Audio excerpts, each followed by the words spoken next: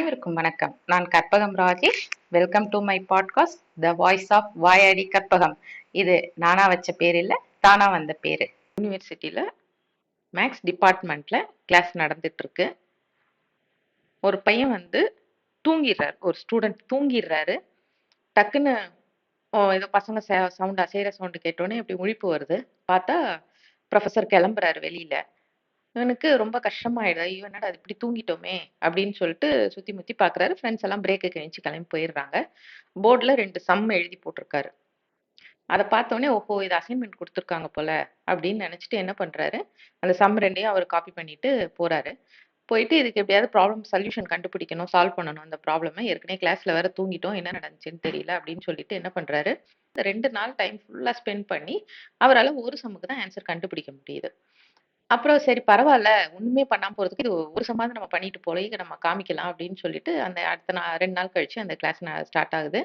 Professor வராரு, class எடுக்குறாரு, எல்லாம் பண்ணிட்டு ப்ரொஃபசர் கிளம்புறாரு. இவரு என்னடா இது அசைன்மென்ட் குடுத்தாரு, இவரு கேட்கவே இல்லையே அப்படின்னு சொல்லிட்டு அவர்ட்ட போய் கேட்குறாரு. சார் இந்த மாரி 2 சம் போட்டிருந்தீங்க. அத நீங்க கேட்கல சார். 1 தான் என்னால ஆன்சர் பண்ண முடிஞ்சது அப்படிங்கிறாரு. அவர் யோசிக்கிறார். சம்மா நான் எதுவும் குடுக்கலையே, அசைன்மென்ட் எதுவும் குடுக்கலையேன்னோனே, இல்ல சார் உண்மைய சொல்லிர்றாரு. அன்னைக்கு நான் கிளாஸ்ல தூங்கிட்டேன் சார். முழிச்சு பார்த்தேன் போர்டுல 2 சம் இருந்தது. ஆ சரி உங்க அசைன்மென்ட்டையாவது கம்ப்ளீட் பண்ணணும் நம்ம எப்படியாவது கண்டிப்பா அப்படின்னு சொல்லிட்டு, அந்த சம்ம நானு போட்டு இது பண்ணி சால்வ் பண்ணேன் சார். பட் என்னால 1 தான் ஆன்சர் கண்டுபிடிக்க முடிஞ்சது. இன்னொன்னு கொஞ்சம் டஃப்பா இருக்கு சார். அப்படின்னு சொன்னோனே, ப்ரொஃபசருக்கு ரொம்ப ஓவர் எக்ஸைட்டட் ஆயி அந்த பையன கட்டி புடிச்சு பாரு எப்படி சம்முக்கு கண்டுபிடிச்ச? காட்டு பாப்பா ஆன்சர் காட்டு அப்படின்னு சொன்னோனே, சம் டிரைவ் பண்ணி வச்சிருந்திருக்காரு. பார்த்தோனே இவருக்கு ரொம்ப சர்ப்ரைஸ் ஆயிடுச்சு. "எப்படிப்பா இத கண்டுபிடிச்ச? என்ன பண்ணேன்னா?" "இல்ல சார் இது மாரி அ லைப்ரரில போய் புக் எடுத்து இந்த ரெஃபரன்ஸ் எடுத்தேன். ஆன்சர் வந்ததுன்னோனே." அப்ப அந்த புரொஃபசர் சொல்றாராம், "வேர்ல்ட் லெவல்ல டஃப்பான செம்ம ஆன்சர் வராதது அப்படிங்கிற மாரி இருக்கிற அத பத்தி அன்னைக்கு கிளாஸ் நடத்தினேன். அதுல உதாரணத்துக்கு 2 சம் இது. இதுக்கு ஆன்சர் பண்ண முடியாது அப்படின்ற மாரி சொல்லி எழுதி போட்ட சம். நீ அதுக்கு கண்டுபிடிச்சிருக்கியே அப்படின்னு சொல்லி ரொம்ப பாராட்டி இது பண்ணி, அ அவருக்கு ரொம்ப எக்ஸைட் ஆயிடுச்சாம். இன்னும் அந்த ஆன்சர் ஷீட் அந்த கொலம்பியன் யூனிவர்சிட்டில வச்சிருக்காங்களாம். டிஸ்ப்ளே வச்சிருக்காங்களாம். அது அப்படி பண்ணவர் ஜார்ஜ் பெர்னாண்ட் அப்படின்னு ஒரு பெரிய ம கணித நிபுணர், மேத்ஸ் வல்லுனர் அவரு. இது படிச்ச உடனே ரொம்ப ஆச்சரியமா இருந்துச்சு. ஆனா, இப்போ அவரு அன்னைக்கு கிளாஸ் முழுசா கவனிச்சிருந்தாருன்னா, அவர் மைண்ட்ல ஃபிக்ஸ் ஆயிருந்திருக்கும்ல. ஓகே இது 2மே டிரைவ் பண்ண முடியாத ப்ராப்ளம்ஸ் அப்படின்னு சொல்லிட்டு விட்டிருந்திருப்பாரு.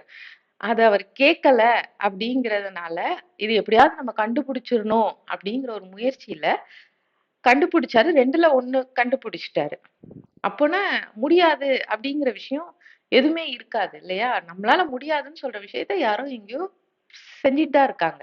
இதுக்கெல்லாம் ஒரு பெரிய எக்ஸாம்பிள் என்னன்னு பார்த்தீங்கன்னா, கின்னஸ் வேர்ல்ட் ரெக்கார்ட். இந்த வேர்ல்ட் ரெக்கார்ட்லாம் பண்றாங்கல்ல, எல்லா வேர்ல்ட் ரெக்கார்டுமே பாருங்களேன். அவங்க பண்ற விஷயம்லாம் வித்தியாசமா வேற விஷயமா இருக்கும். அது யோசிச்சே நம்மளால பார்த்துருக்க முடியாது. அந்த மாரி விஷயங்கள பண்ணும்போது, ஒருத்தர் பண்ற ரெக்கார்ட இன்னும் கொஞ்சம் கழிச்சு, கொஞ்ச நாள் கழிச்சு இன்னொருத்தர் பிரேக் பண்ணுவாங்க. அதனால முடியாது அப்படிங்கிற விஷயத்த பிரேக் பண்ணி ஒரு ஒரு இடமா நகர்த்திட்டு போயிட்டே இருப்பாங்க. குழந்தைங்க எவ்வளோ விஷயங்கள் பண்ணுவாங்க. இப்போ பெண்கள் ஒவ்வொரு துறையா வந்தாங்க அப்படின்னா, இப்ப ட்ரக் ஓட்டுற பெண்கள் கூட இருக்காங்க. ஃப்ளைட் ஓட்டுறாங்க. எல்லா வேலையும் செய்றாங்க. அதனால எந்த இடத்துலயும் இது இவ்வளவுதான், இது முடியாது அப்படின்னு ஸ்டாப் பண்ணாம, அடுத்து போனா அந்த விஷயம் கண்டிப்பா வேற ஒரு டைமென்ஷன்ல நமக்கு தெரியும். So nothing is impossible. The word itself I am possible. அந்த இம்பாசிபிள்ங்கிற வேர்ட பார்த்தீங்கனாலே ஐ எம் பாசிபிள்னு இருக்கும். So I am possible. அதனால எல்லா விஷயத்திலும் மனம் இருந்தால் மார்க்கம் உண்டு. வாரம் வாரம் இந்த வாயாடியோட பாசிட்டிவ் டேக் அவேவை கலெக்ட் பண்ண மறந்துடாதீங்க.